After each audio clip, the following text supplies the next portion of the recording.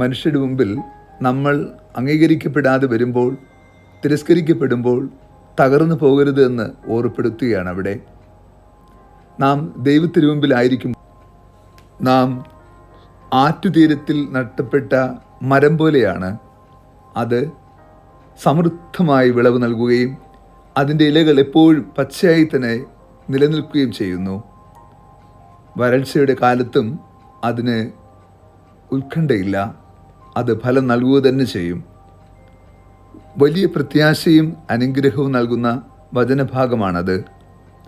രണ്ടാമത്തെ വായനയിലൂടെ അപ്പോസ്തലനായ പൗലോസ് കൊരിന്ത്യർക്കെതിരെ സഭയോട് സ്നേഹപൂർവ്വം സംസാരിക്കുന്നു.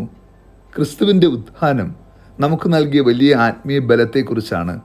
ക്രിസ്തുവിൽ നിദ്ര പ്രാപിച്ച നമ്മളെല്ലാവരും അവനോടൊപ്പം ഉത്ഥാനം ചെയ്യുകയും നിത്യസൗഭാഗ്യം അനുഭവിക്കുകയും ചെയ്യും. മരണം അവസാന വാക്കല്ല എന്ന ഓർമ്മപ്പെടുത്തൽ അപ്പോസ്തലൻ നൽകുന്നു. ഇന്നത്തെ സുവിശേഷം സൗഭാഗ്യത്തിൻ്റെ സുവിശേഷമാണ്. ലോകദൃഷ്ടിയിൽ നമുക്ക് വിജയമോ ഉന്നതിയോ സമൃദ്ധിയോ നൽകുന്നില്ല. മറിച്ച് ദൈവ തിരുസന്നിധിയിൽ ഈ ഭൂമിയിൽ നഷ്ടപ്പെട്ടതെല്ലാം വീണ്ടെടുക്കാനാകുമെന്ന ഓർമ്മപ്പെടുത്തൽ യേശു നൽകുന്നു. ആത്മാവിൽ ദരിദ്രരായവരെ, നിങ്ങൾ ഭാഗ്യവാന്മാർ, ദൈവരാജ്യം നിങ്ങളുടേതാണ്.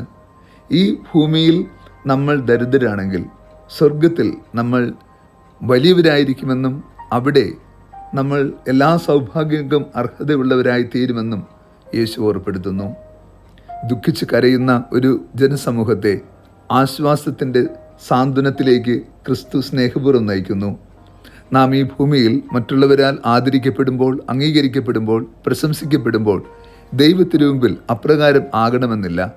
ഇന്നത്തെ സുവിശേഷം നമ്മെ ക്ഷണിക്കുന്നത് ഈ ഭൂമിയിൽ നമ്മൾ എത്രത്തോളം വിനീതരായി ദൈവത്തിൻ്റെ മനസ്സിനൊത്ത് ജീവിക്കുമോ അത്രമാത്രം സ്വർഗീയ സൗഭാഗ്യത്തിന് നാം അർഹരായി തീരും എന്ന ബോധ്യമാണ്.